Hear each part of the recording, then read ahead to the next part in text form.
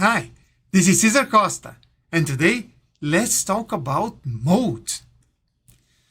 The first question that I get asked frequently: when should I recommend a mold test for my buyers?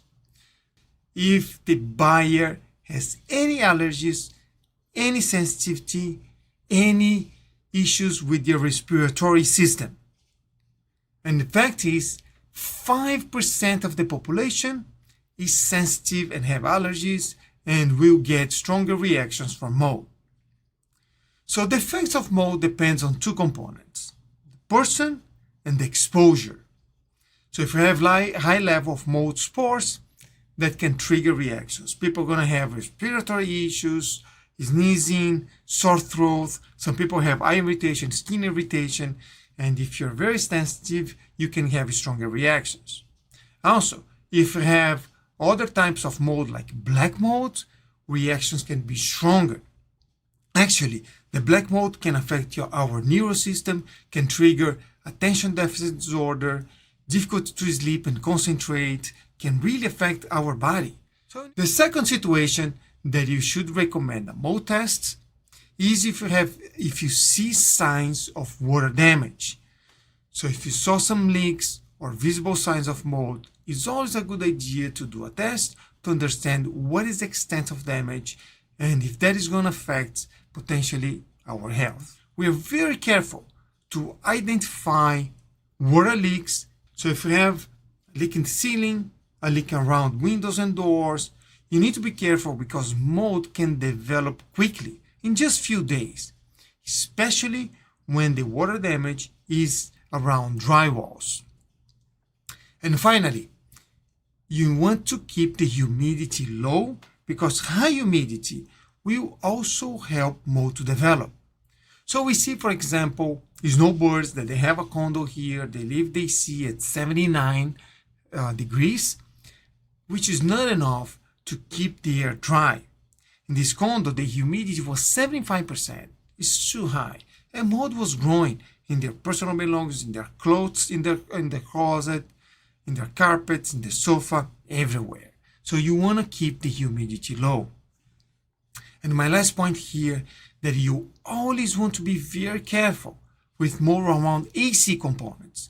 You don't want to see mold in the closet that is supporting their handler, because their handler moves the air several times throughout the day, and it's going to increase, it's going to leverage the effect of mold.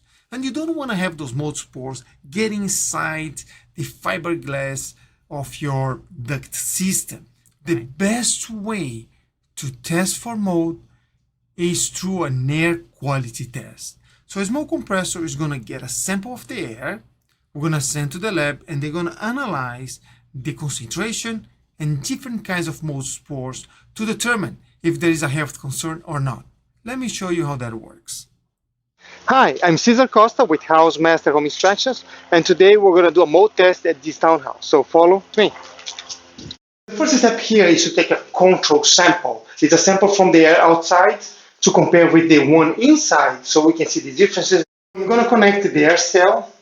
All the air is going to go through the pump that's calibrated by the lab, and it's going to go through this canister, has a small glass inside, and this is going to be able to capture all those spores particles. And then when we send to the lab, they can count on their small glass the different types and their concentration. We're all set up here. I'm going to capture the air from outside. I'm going to run the compressor for 10 minutes. While I'm running the air quality test outside, I'm going to do a couple of swabs. So take a look. So I'm doing a physical examination. I have a wallpaper here. Wow. So this looks like mold. I'm going to get a sample.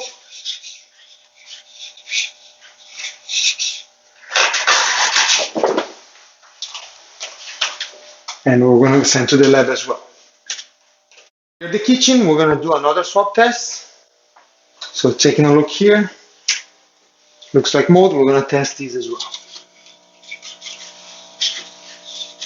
So we're getting ready to test here inside the house. We're going to set up the equipment, the air cell to run for another 10 minutes inside. And and it's ready to go. So the mold is very small particle. It's almost the size of a virus and gets in suspension in the air. So that goes through the paint, goes through wallpaper. It's very hard to hide.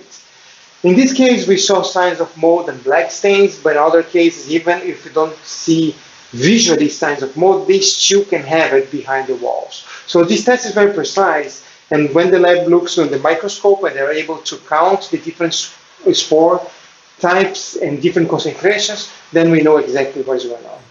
To finalize, let me go through this case study. We did an inspection of the property and the dishwasher was broken. Few months later, when they move in, they remove the dishwasher to find out there was black mold in the back.